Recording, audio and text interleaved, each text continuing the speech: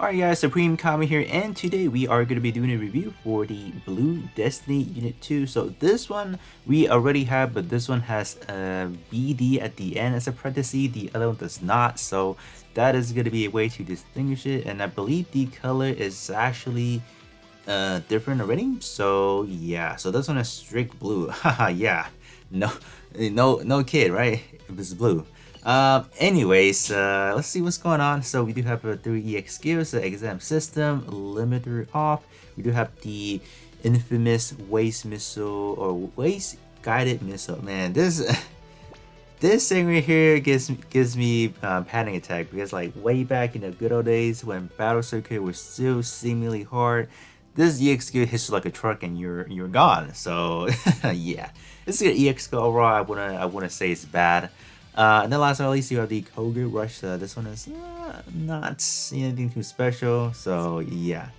And let's take a look at the EX skills and then not the EX skills, the portrait to see are there anything worth you guys maxing out. So you guys can kind of prioritize what to go first. So in terms of the awakening, the exam system, what is the difference here? So there's not really much of a difference post alteration and after, before alteration. I believe it's only like a 10% increase. So in terms of actual practicality, I think it's roughly about 6% damage increase. So it's not too much. If you guys want to like the whole map and stuff, I think it's roughly about 6%. I did like a comparison to this to like another kind of like a buff, right? So I calculated it was roughly about 6%. So it's not that much. So you guys can definitely choose to alterate it, max it out however you want to do it. But yeah. So let's see what's going on from this one here. So I don't see too much of improvement. I think it's only from B to B plus, so not that much. Obviously, if you do alterate it, you would hit harder. That's common sense right there, but it's not needed. Definitely not needed. What about the arms? How's the arms doing? Wow. So initially it was good, right? It gives you that miniature 15% buff skill, so that's great. Let's say free to play, that's obviously something I recommend it, because if you activate any EX skill that gives you attack buff, whatever, it's good. You can stack it. Now this one is now up to 45% when you have Xeon active, which I think if you cater like a specific build for that, I think that's fine, especially in your, let's say, ally build. I feel like this is purely for support type right here. I wouldn't necessarily say put this on your main slot, like on your actual main build itself, like in terms of a squad or even say for solo content. But you can, if you are lacking things, you want to hit harder, whatnot. This is definitely really great, especially Xeon tag itself does actually boost melee stuff, so it works. 45%, I'll definitely take that. Free to play can definitely take advantage of it as well. So yeah, if you're talking about what's a good portrait to max out for this overall set, definitely the Blue Destiny 2 arms right there. It's looking fairly good at the moment. What about the legs? So we have another one of these. So EXQ CD reduced by 20% when you are using it in fighter, so that's not too bad. I definitely would take this over, let's say, I guess attribute conditions. Vortex may not be bad, but this one, how I would put it, I see a good kind of like a condition is definitely on the Vortex, second this one, and then last would be the actual attribute itself, because attribute it sucks. It pretty much locks you out from using on the other two builds. So this one is good, but I feel like nowadays we have so much of this right here. So this one, if you guys do have some for legs already, you guys may not have to form it again because you guys already have it pretty much. So Koga Rush over here, I believe it was a B plus initially, just went up to a minus, so not too much of a difference. So yeah, not too much of a difference. So yep.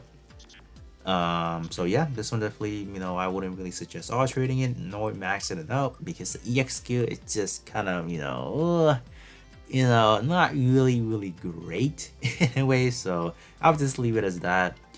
So this one, first portrait, is kind of like, yeah, it's kind of there, right? But not really there at the same time.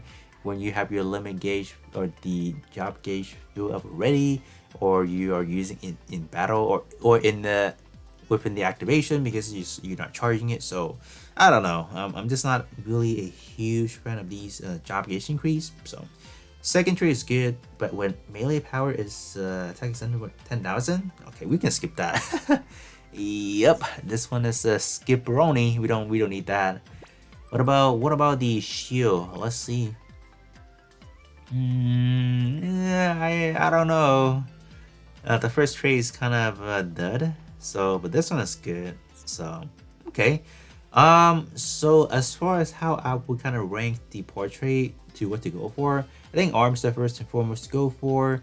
Arms, followed by legs, shield, and then rifle. But the beam rifle is definitely a huge no. Yeah, definitely don't go for that one. But so we got these out of the way. So let me do alterate the torso and then the back part. And then we're gonna have to do a quick multi mission just to kind of try them out, and then that should be it. I will be probably running this on my dual EXQ Gundam build, so you guys can see it in best of two worlds and see how they looks like.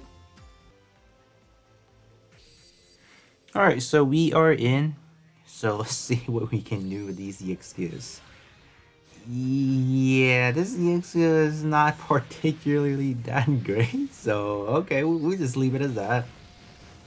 Oh yeah, this one is good though. Yeah, this one is still a menace. Still a menace. Got range and stuff. Okay, okay, buddy, calm down. All right, let me activate the exam system. So now we should be. Yeah. Oh yeah. Okay. Yeah. Now we're hitting harder. Okay. Type advantage and yeah. I mean, it's really dependent on how you perceive this EXQ. I'm not really a big fan of this one personally. Maybe you guys are. I don't know. Ooh, look at those thrusters. Okay. Alright. Yeah, they put in a decent in this one. Yeah, that's hot.